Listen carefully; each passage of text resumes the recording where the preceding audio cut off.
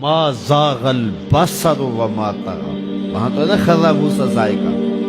حضرت موسیٰ نے جب تجلیات کو دیکھا تو بے ہوشی تاری ہو گئی. اور یہاں کیا سورہ نجم اٹھائیے نا کہ پھر وہ قریب ہوا، پھر وہ قریب ہوا، پھر اس نے جلوے دکھائے نا تو فرمایا اَفَتُمَارُونَهُ عَلَىٰ مَا يَرَىٰ، تم اس بات پہ بحث کر رہے ہو کہ اس نے دیکھا کہ نہ دیکھا. وَلَقَدْ رَآهُ نَزْلَةً أُخْرَىٰ، سنو پھر اس نے ایک بار نہیں دو بار دیکھا. تم ایک بار کے بارے جھگڑ رہے، اس نے پھر دوبارہ دیکھا، اس نے بار بار دیکھا. آگے سے دیکھیے قرآن بتاتا ہے جو آنکھ نے دیکھا دل نے اس کی تکذیب نہیں کی، دل نے کہا یہ وہی ہے. تو پہلے دل نے دیکھا تھا، اب آنکھ نے بھی دیکھ لیا. اب میں آپ کو ایک جملہ کہنا چاہتا ہوں، شاید آپ نے کبھی نہ سنا ہو. معراج کیا ہے؟ تو پوری گفتگو سے یہ خلاصہ آپ کے اندر اتار لے، جو دل میں رہتا ہو وہ آنکھوں میں آ جائے تو معراج ہوتی ہے. جو دل میں رہتا ہو، درد بن کے رہتا ہو، جس کی اڈیک ہو، جس کی آس ہو، جس کی امید ہو، جس کے لیے تڑپ ہو، جس کے لیے بے چینیاں ہوں، جس کے لیے اضطراب ہو، جس کو دعاؤں میں مانگا جائے، جس کو تمناؤں میں طلب کیا جائے، جس کے لیے منتیں مانی جائیں، جس کے لیے وظیفے پڑھے جائیں، جو دل میں رہتا ہو جب آنکھوں کے سامنے آ جائے تو صحیح تو معراج کہتے ہیں. جو آنکھ نے دیکھا دل نے اس کی تکذیب نہیں کی. اور یہاں ایک اور جملہ کہتا ہوں، وہ یہ کہ دنیا پہ ہوتا یہ ہے کہ جب کوئی نظارہ دیکھا جائے، کوئی منظر دیکھا جائے تو ناظر تعریف کرتا ہے نا کہ واہ واہ کیا منظر تھا. آپ دنیا کے اوپر جاتے رہتے ہیں، مناظر دیکھتے ہیں تو واپس آ کہتے ہیں کیا منظر تھا.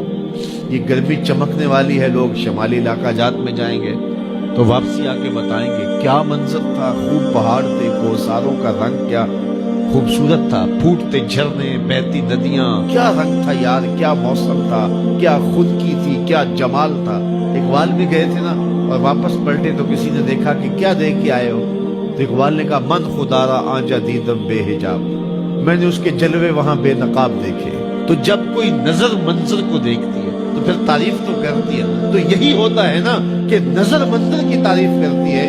لیکن معراج کی شب پہلی بار ایسا ہوا جب حضور کی نظر نے اس منظر کو دیکھا تو منظر پکارنے لگا ما زاغ البصر وما طغى، واہ واہ کیسی آنکھ ہے، نہ جھپکتی ہے نہ حد سے آگے گزرتی ہے.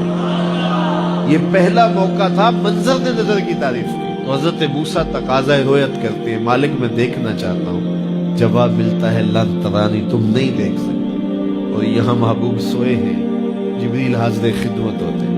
پہلے تو کہا کہ کنڈی نہیں کھڑکانی، جبریل تیرے لیے میرا محبوب اٹھ کے دروازہ کھولے. اللہ اکبر. کہا چھت سے سوراخ کرو اور جا کے قدموں میں بیٹھ جاؤ. سوراخ کیا اور وہاں سے گزرے، پھر حضور کے قدموں پہ آئے. محبوب کو اب جگا لوں؟ کہا نہیں، میرے محبوب کے قدموں پہ ہونٹ رکھ دے. اب جبریل حضور کے قدموں کو چومتے. یہاں ظہوری صاحب بھی مجھے یاد آئے، اللہ ان کی قبر پہ رحمت نازل کرے. سادہ لہجہ ہے لیکن کتنا دل نشین. بشرط چادر تان کے ستا، ذرا غور کیجئے، بشرط چادر تان کے ستا، نور چمے پہ تلیاں. ذرا منظر تو تصور میں لائیے. بشرط چادر تان کے ستا، نور چمے پہ تلیاں، جس دی خاطر سجیاں ہویاں نے عرش بری دیاں گلیاں. پھر بشرط اگے لنگ دائی جاوے، نوری رہ گیا تھلے، جس ویلے انہوں ود دیاں ویکھیا آکھے بلے بلے بلے. جبریل حضور کے قدم چوم رہے ہیں، حضور بیدار ہوتے ہیں.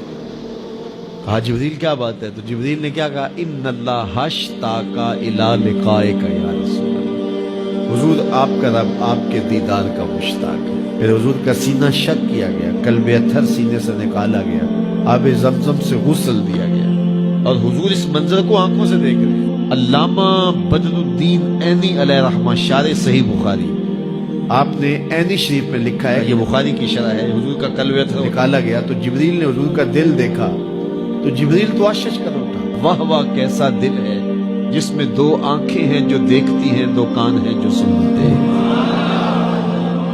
یہ حضور کا قلب اطہر ہے. حضور نے فرمایا صحابہ صفیں سیدھی رکھا کرو، مت سمجھو میں آگے دیکھتا ہوں، جس طرح آگے دیکھتا ہوں میں پیچھے بھی دیکھتا ہوں. میں تمہاری رکوع بھی دیکھتا ہوں، دلوں میں پیدا ہونے والے خشوع بھی.